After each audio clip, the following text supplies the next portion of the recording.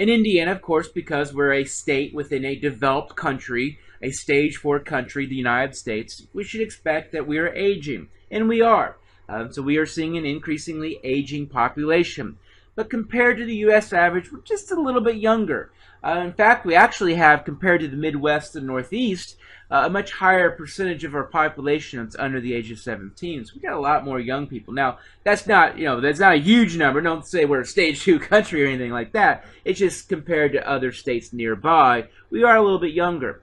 What's going on here is we do see, though, like I said, an aging population, in particular in those rural areas.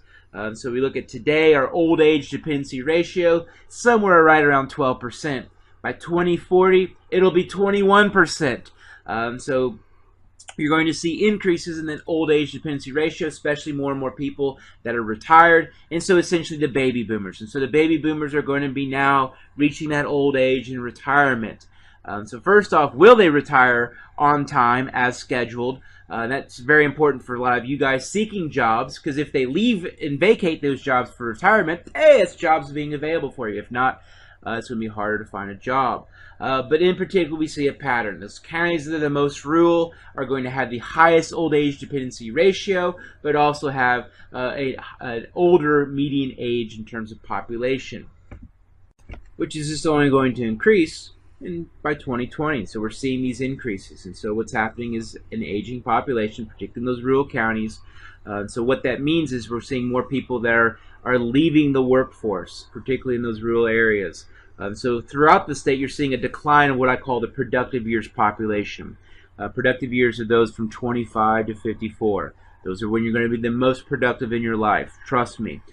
So what we're seeing is in those rural areas, only continued decline of the productive year population. So a 9% decline is expected over the next 10 years. And so you're going to see counties like Rush County and Martin County and Benton County, a lot of rural counties that are very agriculturally focused, and perhaps are going to see a 20% decline.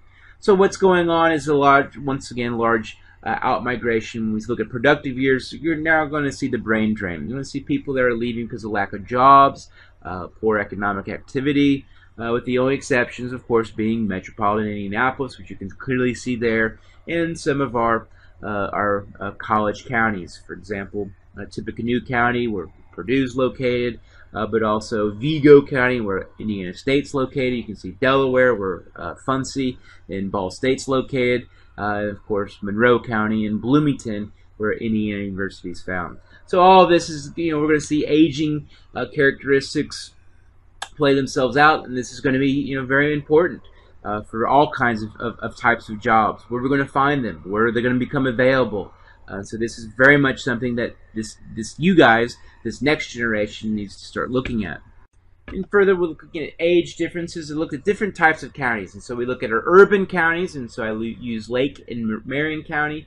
We look at some of our more rural counties. I use Greene and Brown County as an example. Then I look at our two college counties, Tippecanoe and Monroe County, and then throw in Hamilton County, a suburban county, and then two other counties that are dependent on a particular industry, either agriculture or manufacturing. So what I'm going to do is now I'm going to look at age characteristics for these counties. When we look at median age from the 2010 census, the younger counties are going to be the college counties, of course, but also the urban counties. And so urban counties have a higher percentage of population that are young people, a little bit higher birth rates, which explains a lot of that. A lot more new migrants moving in from international areas, particularly Latinos. So you're going to see them also helping to lower the age average in those urban counties. Suburban counties are nice blends of everything, so subsequently they're kind of in the middle, whereas we have our more rural counties, particularly there, Brown County, in which we're going to see very, very aging population. So Brown County is really the only county in Indiana, which is where Nashville, Indiana is, where it's a retirement destination. You really don't see anywhere else. It's also the most forested county in the state, so it's got a lot more of these scenic views. It's really an attractive place to visit during the fall when the leaves change, and you see a lot of hills, and you see a lot of cool landscapes and scenery. So what's happening there in Brown County is a lot of people go there to retire, a lot of second homes, lake houses, and etc. So Brown County is very much an aging county, very, very old, but some of that's tied to the fact it's a retirement destination. Where you really see the young people stick out is in their population pyramids in those college counties. And so we see Bloomington, Lafayette, and Muncie. So you can see that 15 to 19 / 20 to 24-year-old group really sticks out. So whenever you see a population pyramid like this, it's a dead giveaway there's a college there. It's a dead giveaway there's a university there, because that's obviously when we're going to most likely see those people moving to a particular area and then creating a big bulge. It's not like there's all of a sudden been a baby boom 20, 15 years ago. Instead, it's just college kids.